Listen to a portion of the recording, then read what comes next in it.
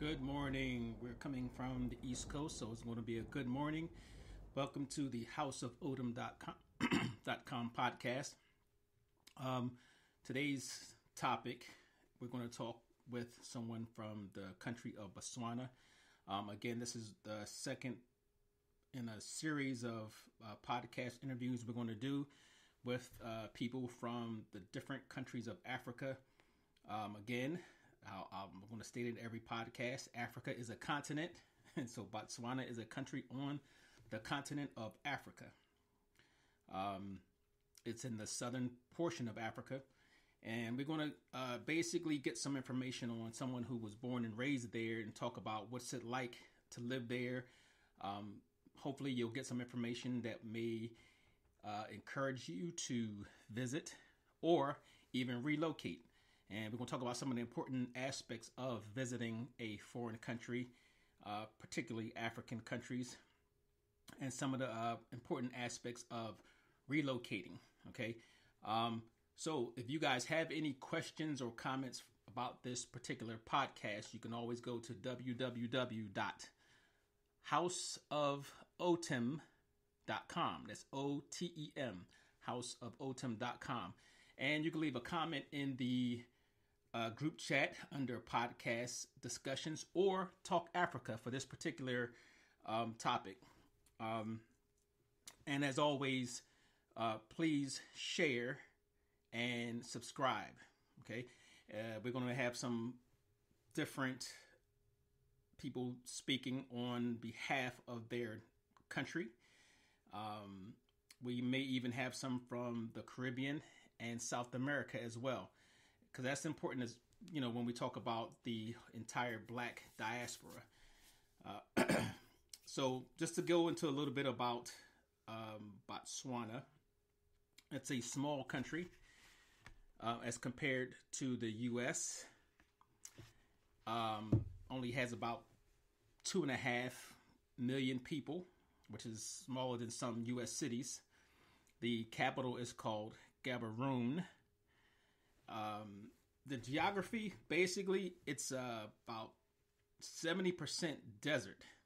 30% is not desert, mostly flatlands, and it's covered by, I guess most people heard of this desert, one of the more famous deserts, the Kalahari.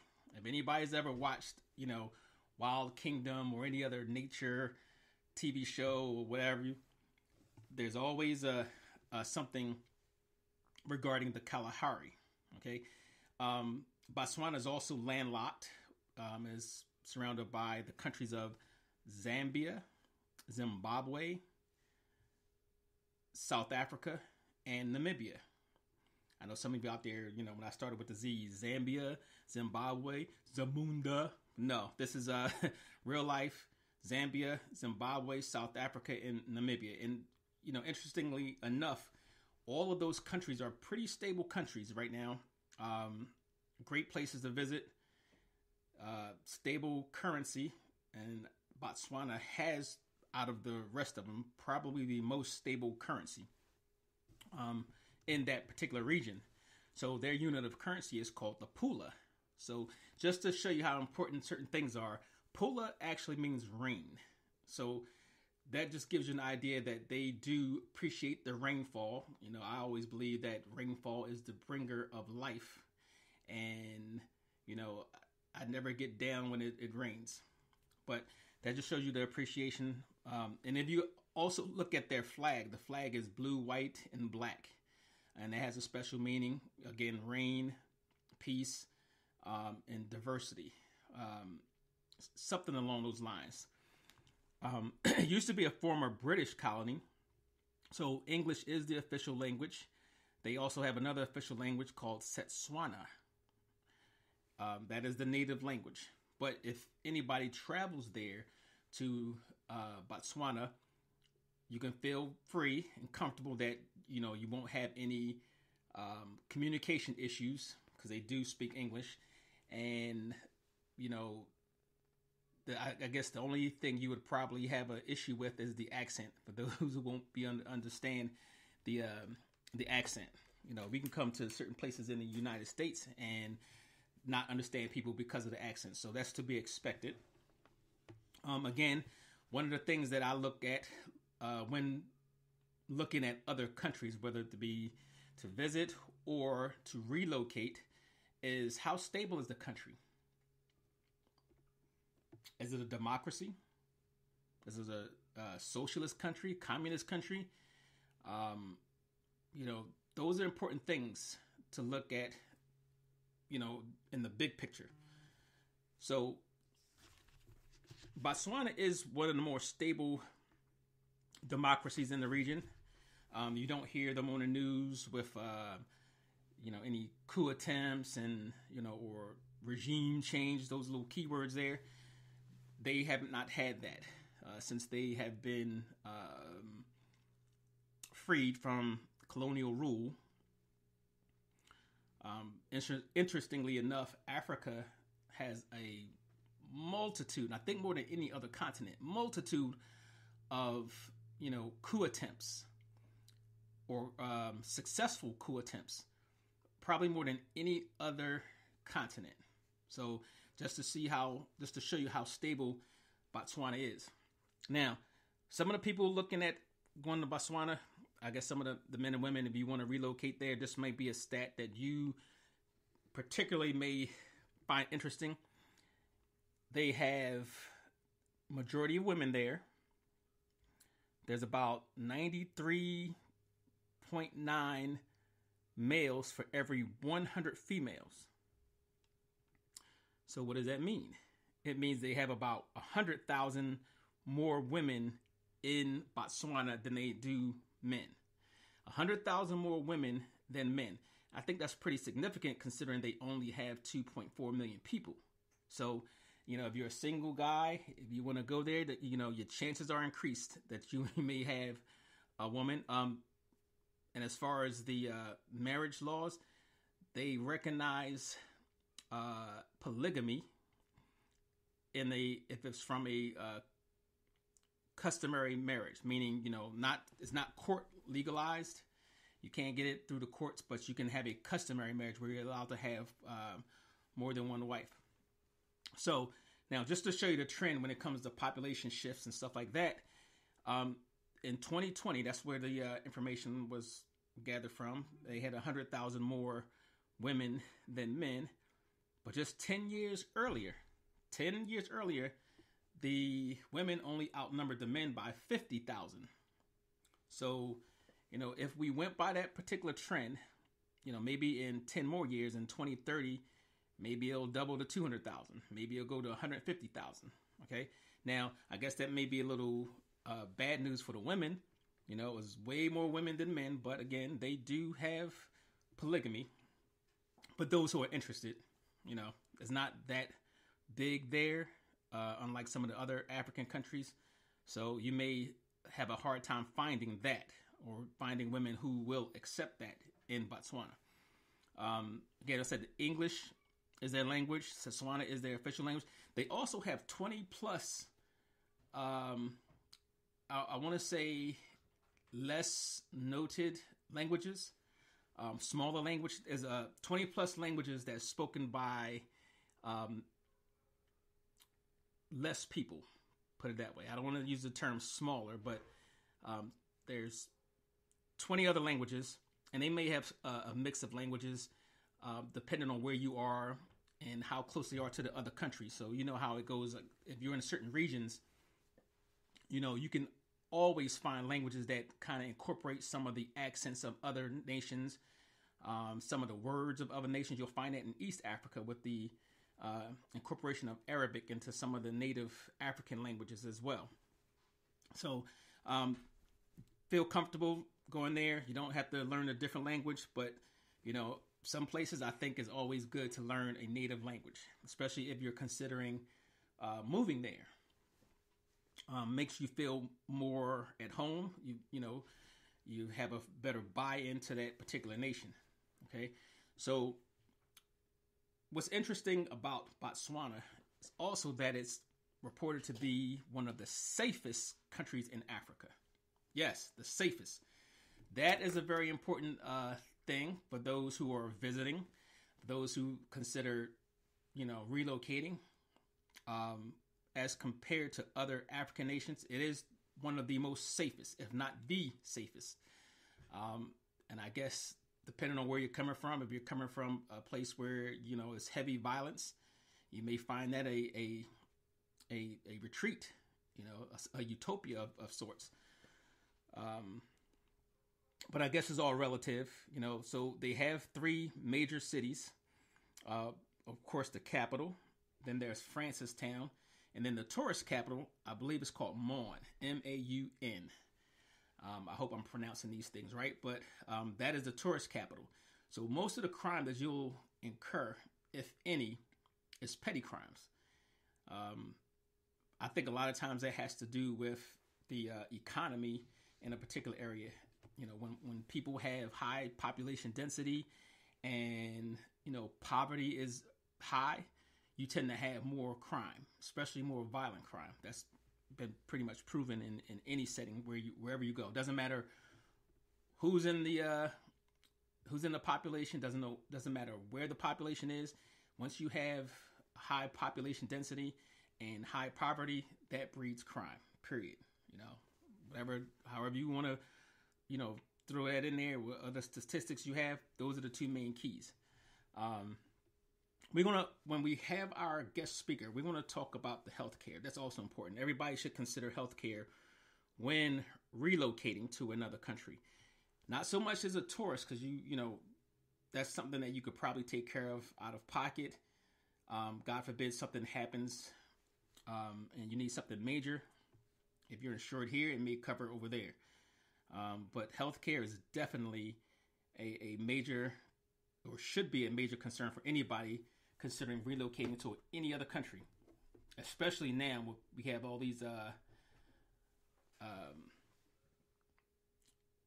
pandemics and that seems to pop up every so often. Most notably now, the swine flu. Most notably COVID-19.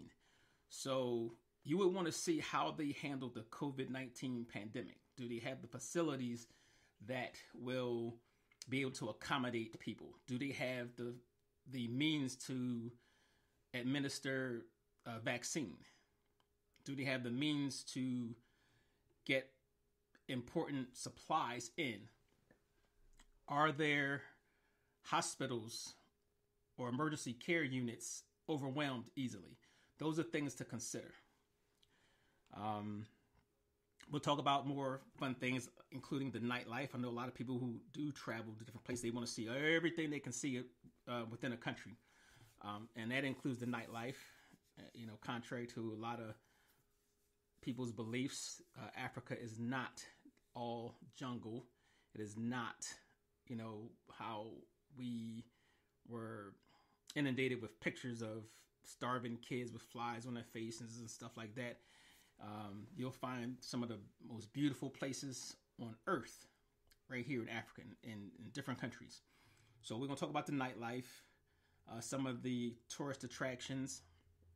And Botswana particularly has quite a few wildlife reserves and things of that nature. If anybody wants to come out there and peep out a lion or elephant or any other thing like that. But don't be headlining on the news. But they have plenty of wildlife and nature reserves to see. It's a beautiful country. We'll talk about the safety, how they particularly feel about the safety in their particular country. It's a difference between somebody who's looking out and somebody who's looking in. You can live in a place for 50 years and feel totally safe.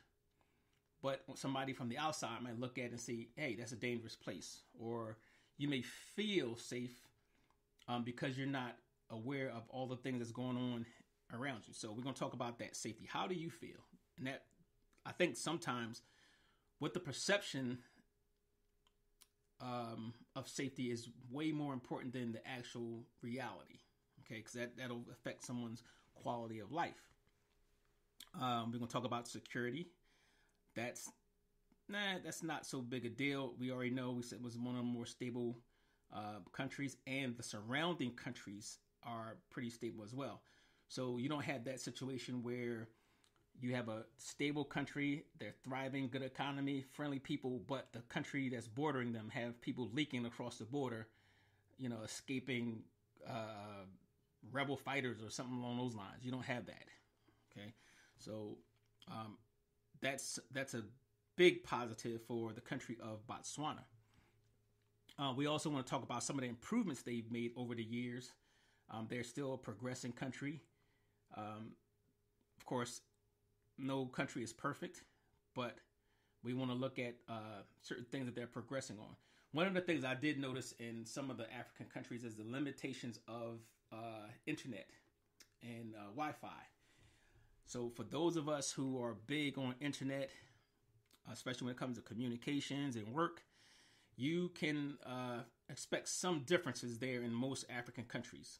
We're used to the unlimited plan and, great reception and things that are not curbed. When I say not curbed, I mean that there's no censoring of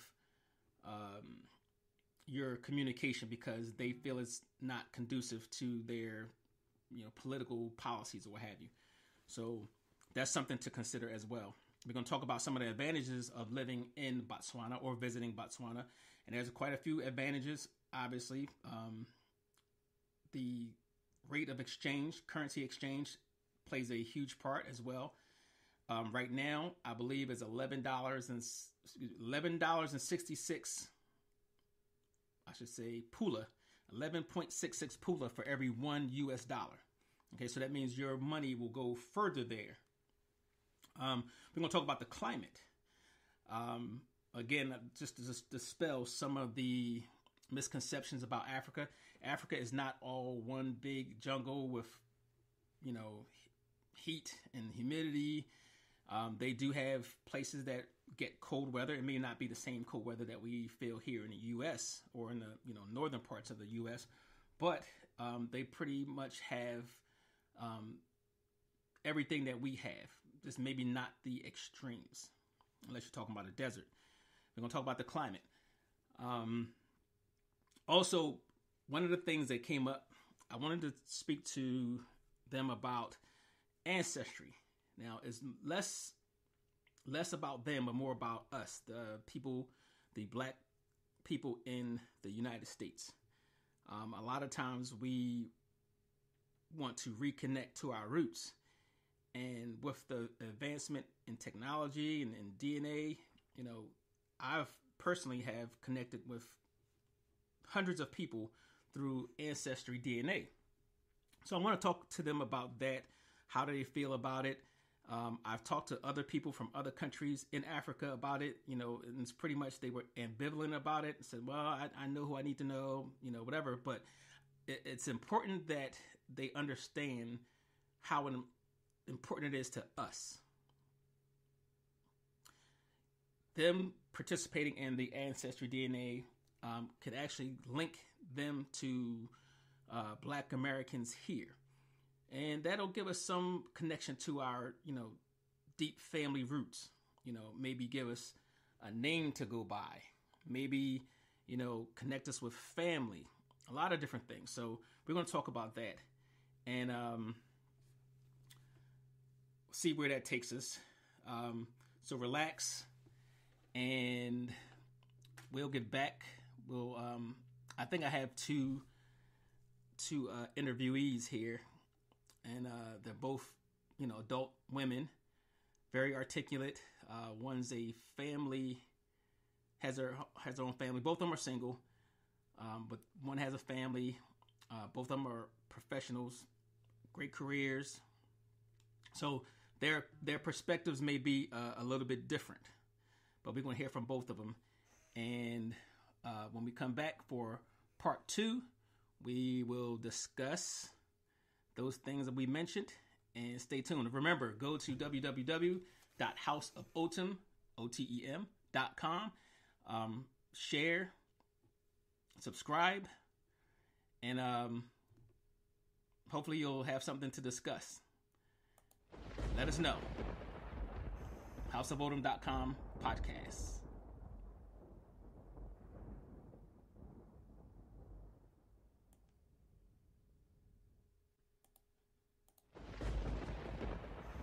Welcome back to part two um, of our feature on Botswana. We're going to play a recording. We have a recording from Miss Neyo, who lives in Gaborone in Botswana. She's going to talk about some of the things that we mentioned earlier, including healthcare, nightlife, safety, all that type stuff. So again, subscribe, go to www.houseofodom.com, check the group chats out, and leave us your comments. So here's Neyo. Yeah, Americans are welcome. Black Americans are welcome to come and touch base with Motherland, as they often refer to it. And we are very welcoming, very friendly. Africans are very good at hosting skills. So blacks are welcome. Americans in general are welcome. It will be good to share the culture and to just expose ourselves to how we live as a nation or as Botswana. So yeah, we would greatly welcome Americans, blacks in particular.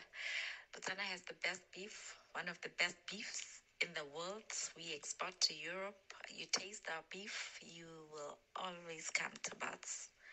And we have very nice cuisine as well. So yeah, we welcome Americans to Botswana. Well, there you have it. You have an open invitation there. People, very welcoming people. And let me just say this one thing before we go into the next part. Everyone, and I mean everyone I've ever met from Botswana, and most of them have been online, have been very nice people, very welcoming, eager to tell you about their country, their life, very, very nice people. I can't understate that, but we're going to go back into the, rest of what she had to say. Wow, I thought I was recording. I was going to say the prudency in both the monetary and fiscal policies that are put in place is quite impressive as compared to other countries. And we've been really trying hard to, improve all sectors of the economy. The infrastructure in place is also a target or focus area to improve such that the road networks is, made easy for anyone that wants to visit the country. And, internet is also one of the things that is quite fast. And yeah, I think generally we are on the right path, and we're hoping to have leaders that can take Botswana to greater heights as far as all other sectors of the economy are concerned. So generally, I want to believe Botswana is one of the safest places. It's one of the most attractive to settle. Even our tax regime is quite attractive for investors. And generally, the cost of living here is quite low. It's one of the countries with a strong currency. I think in Africa we are even better than South Africa as far as our currency is concerned. And yeah, that's about it. I think I can go on and on. We really have done well in the past. There is obviously room to do even a lot better given our focus that our leaders maintain. And yeah, that's it. And so with languages and culture, the two main languages is obviously English and Setswana.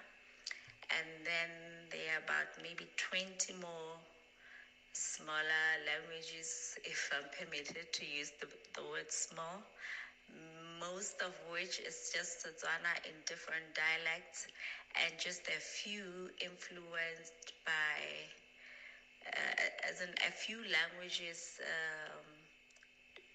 towards the borders where they speak languages predominant in Namibia and ones that are spoken also in Zimbabwe. But generally, most it's just Setswana in different dialects, so you're able to hear anyone speak from a different tribe. What should I say in my language? Okay, when you want to say hello, you say Dumela Ma to a woman, or Dumela Ra to a man. And that's it. That's how we greet each other. Dumela Ma or Dumela Ra. Okay, so now we also learn some language. Dumela Ma, Dumela Ra. Dumela Ma for the ladies, Dumela Ra for the men. Yeah, it's quite progressing. Or progressive, as you put it. The prudency in We got cut off on that one. with healthcare, there is always a room for improvement. It's not really bad. It's been progressing quite well. Well, not to the pace that which is very much desirable, but a lot of progress has been put in place as far as healthcare is concerned, and ensuring that everyone across the country is able to access good and adequate healthcare. Well, the COVID pandemic obviously showed all countries, or most African countries, that there's a whole lot more that we need to do.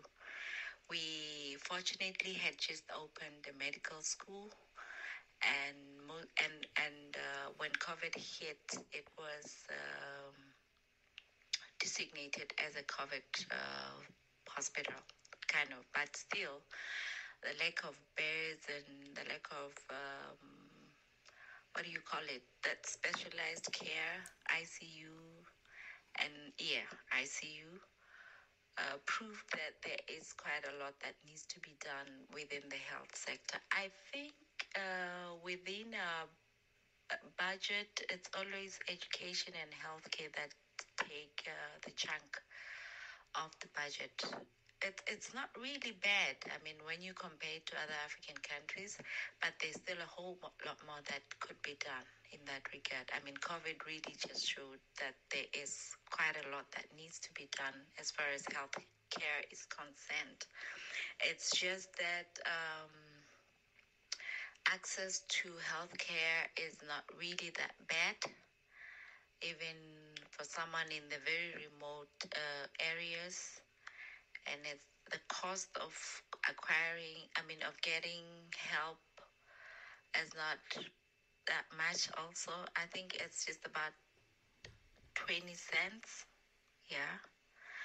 And also government has arrangements in place to take people that are not on medical insurance to private hospitals if need be, or even referrals to neighboring South Africa.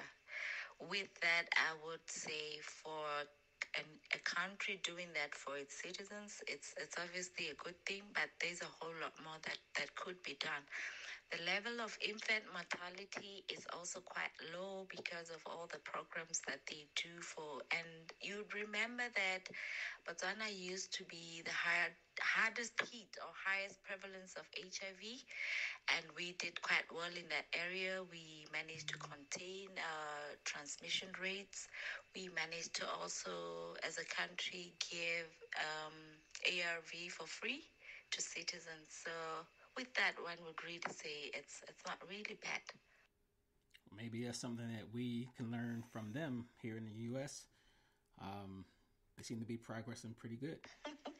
Okay, I'm just going to say this just out of the top of my head, and not necessarily based on statistics or economic data, but from the top of my head, I know that Botswana is one of the oldest democracies in Africa.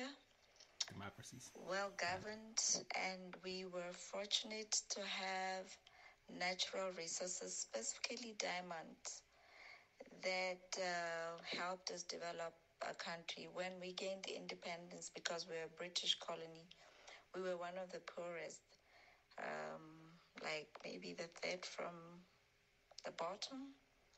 And now we're one of the shining examples of good governance, as they term it this side, mainly because we managed to use our diamonds well and educated our people for free, and our health system is also almost as for free. And so I think that's what really makes us different or a little better than other African countries. It's the fact that access to the basics, being shelter, food, water, isn't that difficult, I want to believe. And it's all attributed to us having been fortunate to have diamonds and to have mined and prudently managed the income generated through natural resources well. So there's a lot of good governance that is lacking in some of the other African countries in regards to the use of their resources. So for those who didn't know, a lot of times the Africa is a resource-rich continent, very, very resource-rich, and there really shouldn't be a reason why there's any country in Africa that is poor. However, a lot of times the resources are not managed properly, and also the resources are controlled by outside entities, particularly in Europe. So that's one thing that Botswana has that I think many other African countries need to take note of. Decent rental rates or lease rates on an apartment would range from about $250 right up to whatever amount, maybe up to $2,000. And what determines the price obviously would be the location, the size of the apartment, and all that.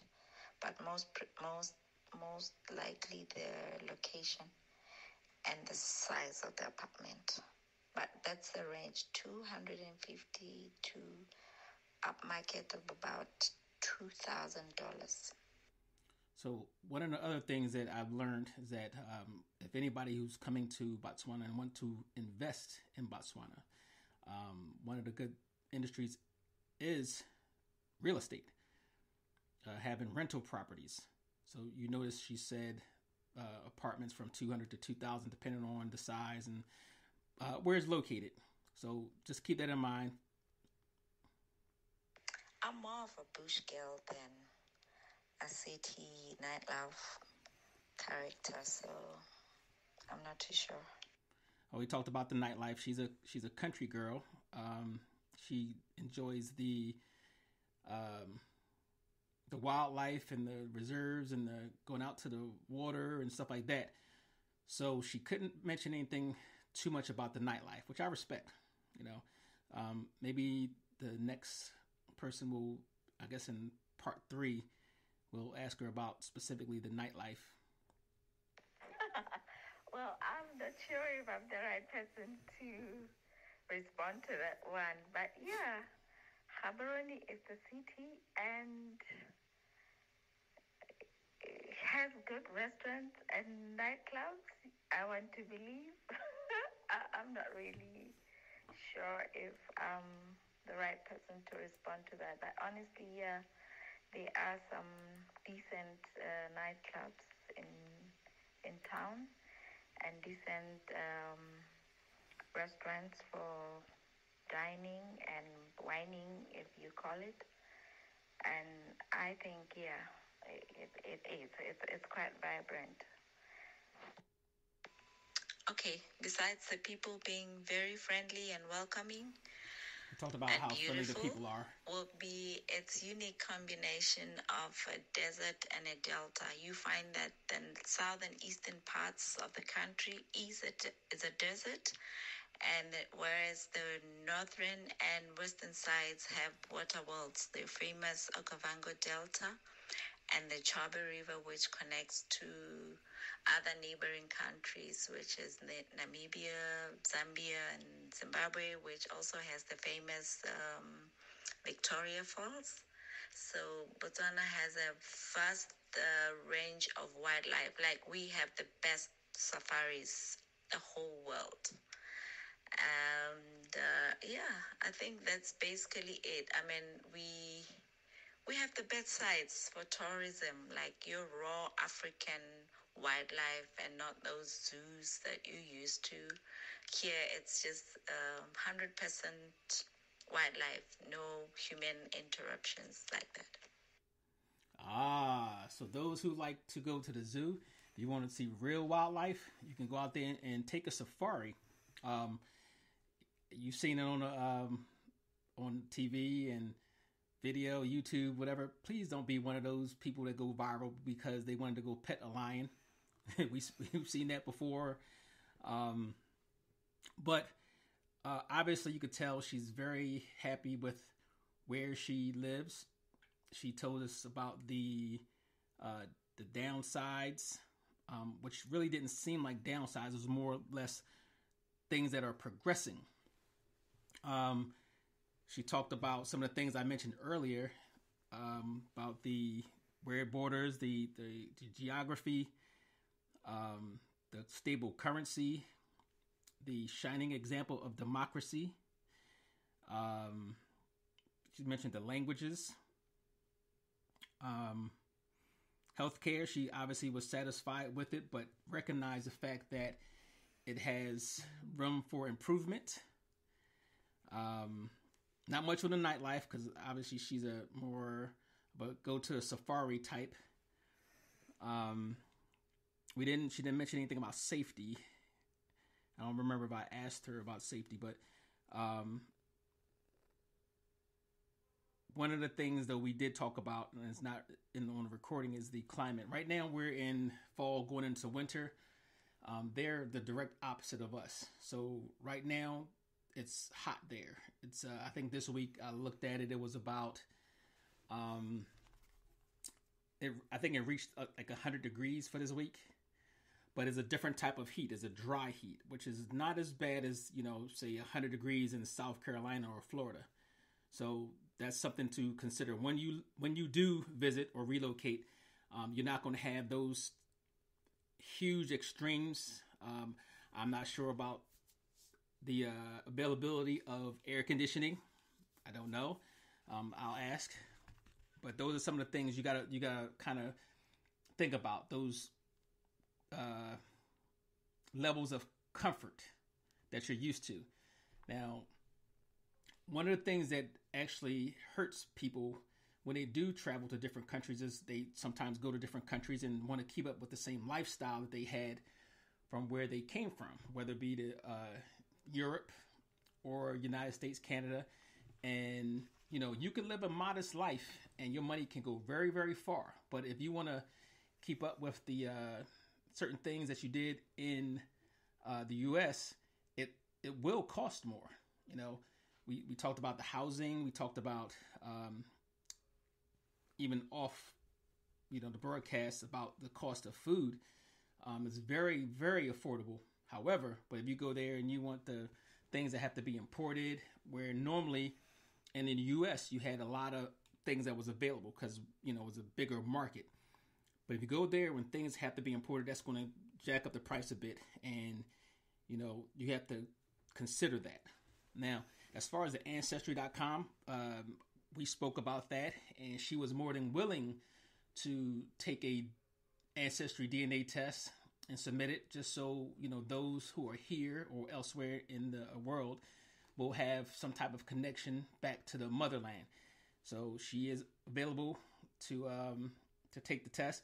Now, the problem is we have to find out whether Ancestry.com will send the DNA test kit to Botswana and if it's actually affordable. So it was a pretty productive chat we had. Sorry I couldn't bring you everything. We had a little bit of technical difficulties with the phone because she was calling from Botswana. But as you see, the reception was pretty clear. So going back to the weather, just this week, just give you guys an idea.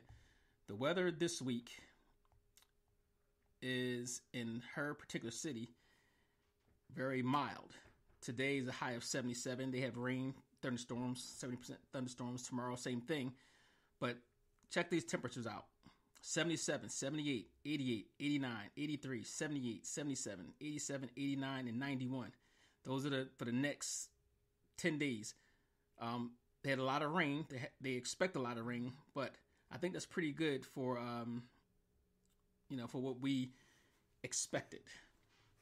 So wintertime, I know it gets cold, but nothing like the winter that we have here in the Northeast or the upper Northwest USA.